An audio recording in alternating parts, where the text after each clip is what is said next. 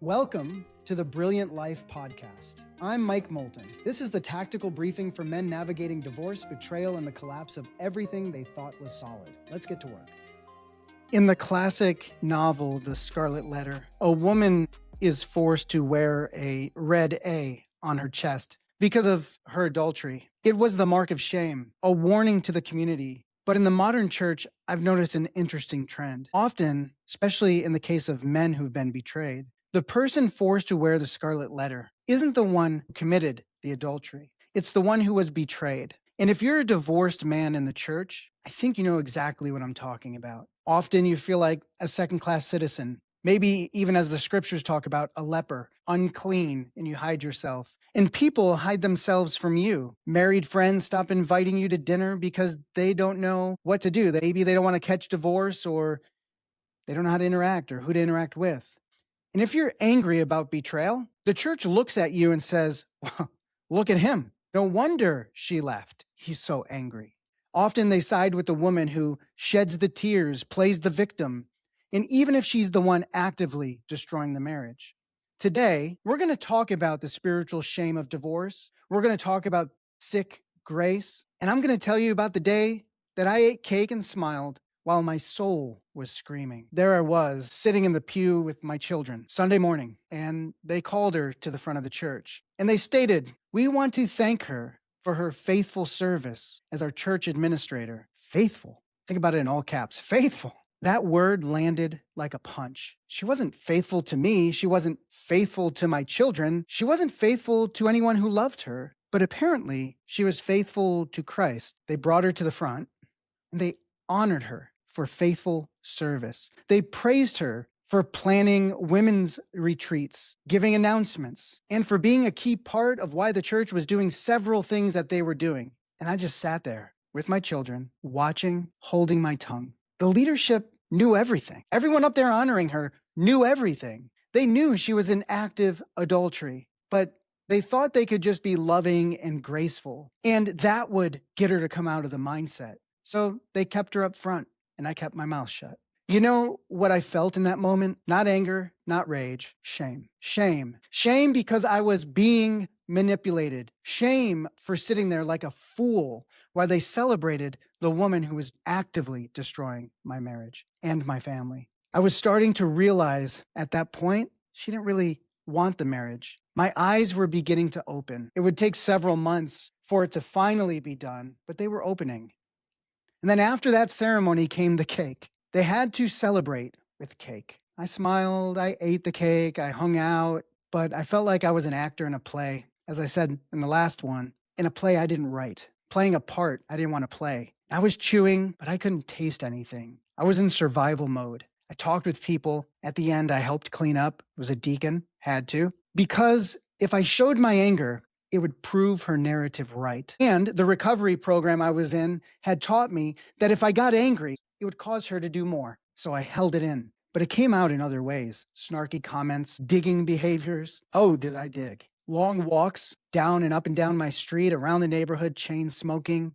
I was in zombie mode. I was in constant fear as well of finding more and more activities. And the church, they kept letting her be honored. Let that sink in for a second. The church that should be holding account was honoring an active adulteress. Let's declassify this a little bit. What you just heard is a textbook case of what I call sick grace. And this is what it looks like. The church and the recovery program I was part of prefer the professional victim over the angry saint. I'm not saying I'm a saint, just for terms and purposes. Here's why. Rage is tough to deal with. People shun anger. So my rage, which was normal, a normal visceral reaction to a relational wound, was handled as abusive behavior. While the crying manipulator is easy to comfort, she doesn't call out the bullshit. And they don't want to know. She didn't want to know the bullshit, because when the fingers begin to point, they point back at them. The church practices sick grace not because they love the sinner, but because they hate conflict. They sacrificed my sanity on the altar of their comfort. Let me give you an example of how she played the professional victim card. She told the church, "He follows me around the house, wanting to know who I'm texting. If I'm in the bathroom too long, he checks on me." This is classic Darvo.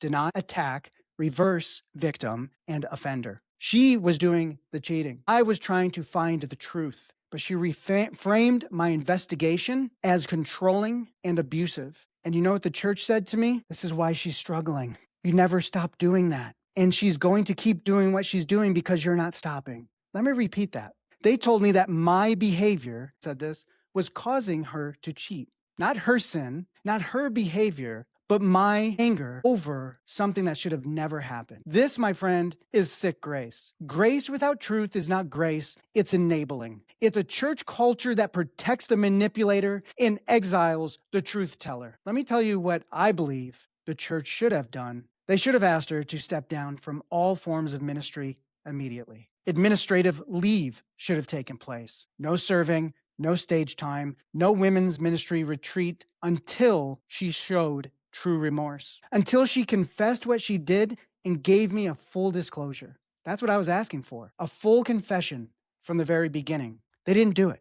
The church should have known the victims were me and my children, not her. But they didn't take the time to truly understand the normal behaviors of a betrayed spouse. They just saw my rage and labeled that the problem. Think about that. They labeled the anger of the betrayed spouse the problem. And I'm sure you're going through that. I'm sure many of you listening to this right now have gone through it, are going through it, or have experienced something similar. But where's God in all of this? You know, He was very present without me even knowing. Several months after my divorce was final, I had a heart attack. And it was still COVID protocol at the hospital. My kids couldn't come to the emergency room, and there I was, lying hooked up to a morphine drip, and the minutes felt like hours. I remember calling my friend Richard and just crying. I said, I don't want to die, Richard, not today. Today, I don't want to die.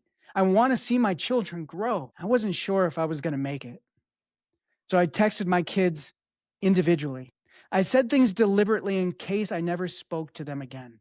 I called people, they prayed with me, and then I prayed. I simply surrendered, said, God, help me live. I repent. I repented of my anger at Him. I repented of blaming Him for my marriage ending. I repented of blaming Him for my kids living in 2 different houses. I said, God, I'm sorry for being mad about the money. It was only money. I can make that doing anything, Lord. And the next day, I remember my buddy John came to the hospital. Then my kids came. My daughter lying in the bed with me. My son sat quietly in the chair next to me, contemplating, not knowing what to say. My spiritual director, Father Jack, an old Catholic monk, came and he prayed with me. He read to me and he told me God has other plans. And that's when it hit me. The heart attack was used by God to kill my need for vengeance. You see, before the heart attack, I wanted justice. I wanted to keep my money. I wanted her to be shunned by the church. I wanted God to put her under deep conviction. I wanted her to feel what I felt. I wanted everyone I lost to come to my side. But lying in that hospital bed, I realized something. I didn't need anything except God, my breath, my children, and my loved ones. I simply wanted to live. I didn't need anyone to feel the hurt I felt. I wanted a good, strong heart so I could watch my children succeed in their lives and in their children, and even up to their children's children. I went into the hospital a dead man walking. You know what? I left a newly risen man with a second life. And I decided I'm going to do as much good in this world as I possibly can. Vengeance, I'm going to let God handle that. Living a productive and good life, that became my vengeance. That's my revenge. I didn't need vindication, nor did I need validation from anyone but God and myself. I loved the best parts of me that had been taken for granted and taken advantage of. I loved those things about me that I felt like I lost to anger and to other things. I was giving myself away to the life vampires, and I was turning things over to God for the better way. I had to get rid of the anger. If I didn't, I would have died. I wouldn't be who I am today. So if you're listening to this or you're watching this on YouTube or wherever right now, and you're in the thick of this, and you're sitting in church while they're honoring your cheating wife, if the recovery program is telling you your anger is the problem, if you're eating cake and smiling while dying inside, here's what I need you to hear. Unless someone has been through the trauma that you've been through, They will never fully understand your rage. So don't expect them to accept it. Your anger is raw emotion, and it scares them. As much as they want to be there with you and for you, they can't because they truly don't know how. So they're doing the best they can with what they have in the moment. Trust me on that. And here's the second truth. Do not expect the one who harmed you to be the one who heals you. You have to be okay with never knowing the full extent of the cheating and the harm done to you in your marriage. You think knowing will heal you. And if you're staying together, that might be the case, but you might never know.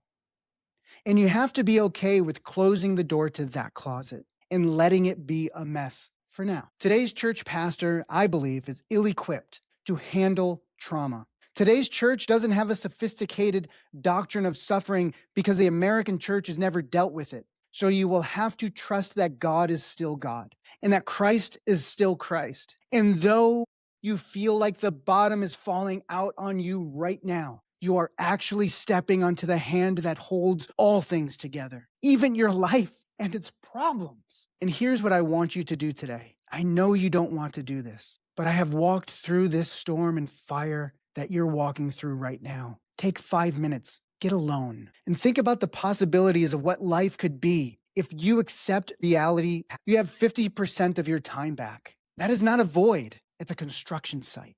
That is an empty lot of time waiting for a new design. And you're not alone. You are free from the chaos. What did you put on hold to accommodate your wife and your children? What is one thing that you would do if you actually could do before you die? What are you going to build in that empty lot that's appeared? How could you muster up the strength to start moving in that direction? You don't need the church's permission or validation. You don't need her confession. You don't need vengeance. You need to live the life you were meant. And the only way to do that is let the things die that are meant to die. And stop trying to resurrect the corpse of your marriage and let God resurrect you. Look, you're built for this. You're built for this, and I want you to honor yourself. I want you to honor the God who created you in his image and in his likeness. He has an eternal purpose for you beyond what you can see right now. And I know because I know you may not want to hear it.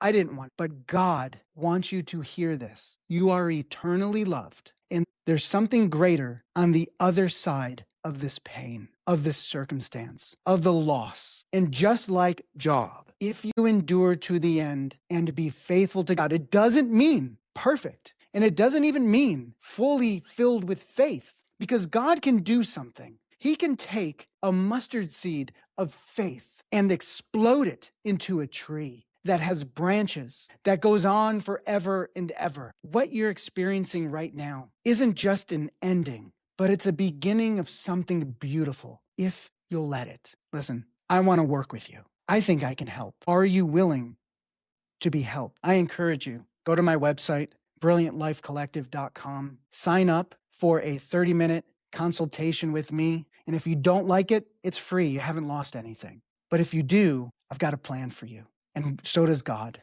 And we can work through the logistics of that to bring healing to you so that you can have the life you were meant to live. I love you guys. I'll talk to you soon. You just finished another episode of the Brilliant Life podcast. If this helped you, share it with one man who needs to hear it. Hit subscribe, leave a review. And if you're ready to stop surviving and start commanding your life, book a free consultation at brilliantlifecollective.com. Remember, you're not rebuilding the old life. You're resurrecting a new one. I'm Mike Moulton. I'll see you next week.